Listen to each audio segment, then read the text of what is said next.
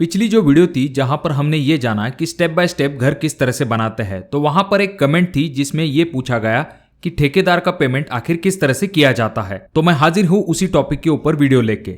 इसीलिए आपको कमेंट करना जरूरी है। अगर आपकी कमेंट इंटरेस्टिंग होती है तो उसके ऊपर मैं वीडियो बनाने की जरूर कोशिश करता हूं। दोस्तों, जब भी बात आती है ठेकेदार को काम देने की, तो उसके बाद आपको ठेकेदार को पेमेंट करना होता है।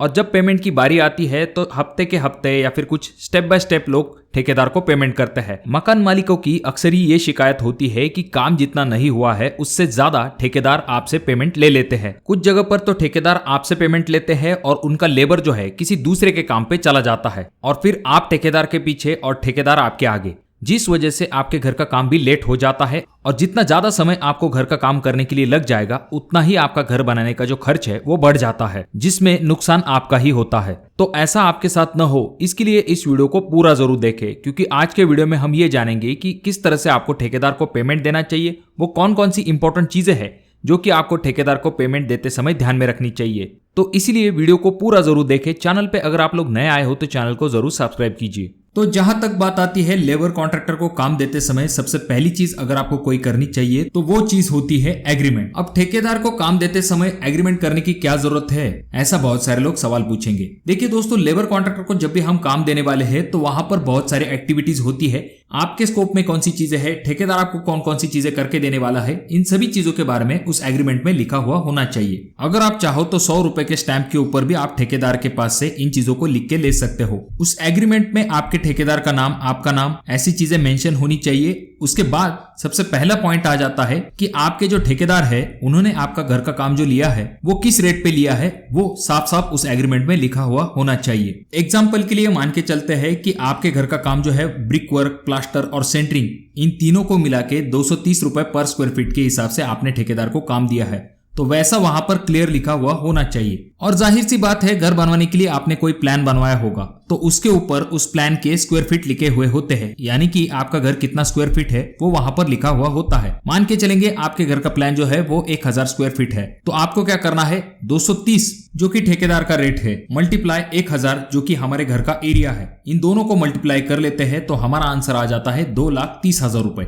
यानी कि ठेकेदार का जो बिल बनने वाला है वो बनने वाला है 2,30,000 रुपए तक। यानी कि ठेकेदार का पूरा बिल कितना बनने वाला है इसके बारे में आपको शुरुआती वक्त में ही टेंटेटिव आइडिया होना चाहिए। ठेकेदार को किस तरह से पेमेंट करना है ये हम वीडियो के एंड पार्ट में देखेंगे। पहले कुछ ऐसे पॉइंट्स के बारे में जान लेते हैं जो कि आपको एग्रीमेंट में जरूर लिख लेने चाहिए, या फिर इन पॉइंट के बारे में आपको ठेकेदार के साथ जरूर डिस्कस कर लेना चाहिए। सबसे पहली चीज तो ये आ जाती है कि ठेकेदार आपको कौन कौन सी चीजें करके देने वाला है इसके बारे में वहां पर क्लियरली लिखा हुआ होना चाहिए। यानी कि जो नेल्स होते हैं, यानी कि खीले किसके तरफ है, बाइंडिंग वायर किसके तरफ है, इसके बारे में उस एग्रीमेंट में लिखा हुआ होना चाहिए। यहां तक कि जो ऑयल हम इस्तेमाल करते हैं सेंटरिंग प्लेट या फिर शटरिंग प्लेट के ऊपर लगाने के लिए, वो किसके तरफ होगा, ठेकेदार के तरफ या फिर मकान मालिक के तरफ, ये भी वहां पर क्लियरली लिखा हुआ होना चाहिए। अब कुछ लोग यहाँ पर कहेंगे कि ये बहुत ही छोटी मोटी चीजें हैं। देखिए दोस्तों, भले ही आपको ये चीजें छोटी मोटी लग रही हो, पर जब आप अपना खुद का काम कर रहे हो तो ठेकेदार जब आपको खीले लाने के लिए, बाइंडिंग वायर लाने के लिए और ऑयल लाने के लिए दौड़ाता है,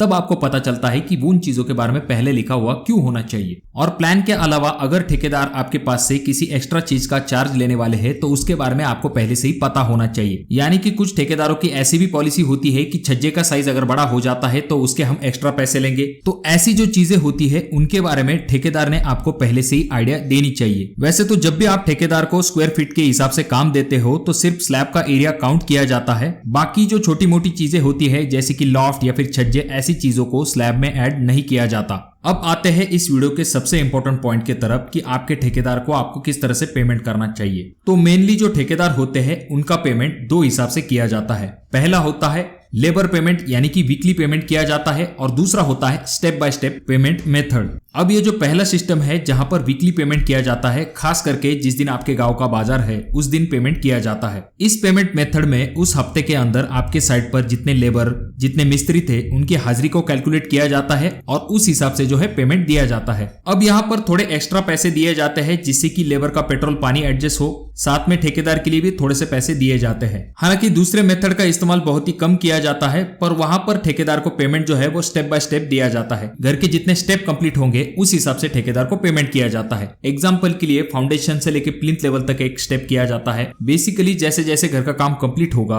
प्लिंथ लेवल से लेकर लिंटर लेवल तक, स्लैब लेवल तक, ब्रिक वर्क, प्लास्टर, ऐसी चीजों के स्टेप किए जाते हैं और उस हिसाब से जो है ठेकेदार को पेमेंट किया जाता है। अब यहाँ पर ध्यान देने वाली बात यह होती है कि कभी भी आपको ठेकेदार को पेमेंट जो है आपके बिल से ज्यादा नहीं करना चाहिए। इसीलिए आपको शुरुआती वक्त में ही एक टेंटेटिव बिल बना लेना है कि आपके ठेकेदार का कितना बिल बनने वाला है। उससे ज्यादा कभी भी आपको ठेकेदार को पैसा नहीं देना है। और दूसरी इंपॉर्टेंट चीज ये होती है कि जितना काम हुआ है उससे ज्यादा कभी आपको ठेकेदार को पेमेंट नहीं करना चाहिए, क्योंकि जितना काम हुआ है उससे ज्यादा अगर आप ठेकेदार को पैसा दे देते हो और वो पैसा अगर ठेकेदार ने कहीं और खर्च कर दिया तो एंडिंग पार्ट में उसे ये पता चलता है कि ये काम जो है उससे पूरा नहीं हो पाएगा और वो काम जो है अधूरा छोड़ सकते हैं। तो इस चीज का आपको दोहरा नुकसान होता है। सबसे पहली चीज, जितना खर्च आपको आने वाला था उससे ज्यादा पैसे आप पहले ठेकेदार को दे चुके होते हैं। दूसरा नुकसान ये होता है कि अगले आने वाले कॉन्ट्रैक्टर को भी आपको ज्यादा पैसे देने पड़ते हैं, तो एक ही काम के लिए आपको डबल खर्च करना पड़ता है। अब भले ही आप ठेकेदार को वीकली पेमेंट कर रहे हो, जितना लेबर आपके साइड पे आ रहा है उतना ही आप पेमेंट जो है ठेकेदार को कर रहे हो, फिर भी आपको एक टेंटेटिव बिल बना लेना चाहिए और पहली चीज तो स्टेप करके लेने चाहिए और उस स्टेप के हिसाब से ही आपको ठेकेदार को वीकली पेमेंट करना चाहिए। अब वीकली पेमेंट करने की वजह से आपका एक्स्ट्रा पैसा नहीं जाएगा और स्टेप करने की वजह से आपको ये पता चलेगा कि कौन से स्टेप तक आपका कितना पैसा जो है ठेकेदार के पास जाना चाहिए था और कितना आप दे चुके हो। और हाँ, कमेंट बॉक्स में कमेंट जरूर कीजिए कि आप अपने ठेकेदार को किस हिसाब से पेमेंट करते हो। और जब भी आप ठेकेदार को पेमेंट करने वाले हो, फिर चाहे वो कैश हो या फिर ऑनलाइन हो, उस चीज का आपके पास और ठेकेदार दोनों के पास रिकॉर्ड होना चाहिए। इससे जब भी आप फाइनल में बिल बनाओगे तो आपको हिसाब लगाने में आसानी होगी। तो इन बातों के तरफ जरूर ध्यान दीजिए। आपके हिसाब से कौन से पॉइंट जो है वो ध्यान में रखने चाहिए ठेकेदार को काम देते समय, इनके बारे में कमेंट बॉक्स में कमेंट जरूर कीजिए। वीडियो अच्छा लगा हो तो जरूर इसे लाइक कर दीजिए। चैनल पे अगर आप लोग नए आए हो तो चैनल को जरूर सब्सक्राइब कर दीजिए और इन तीनों वीडियो में से कोई एक वीडियो आपके जरूर काम में आ सकता है।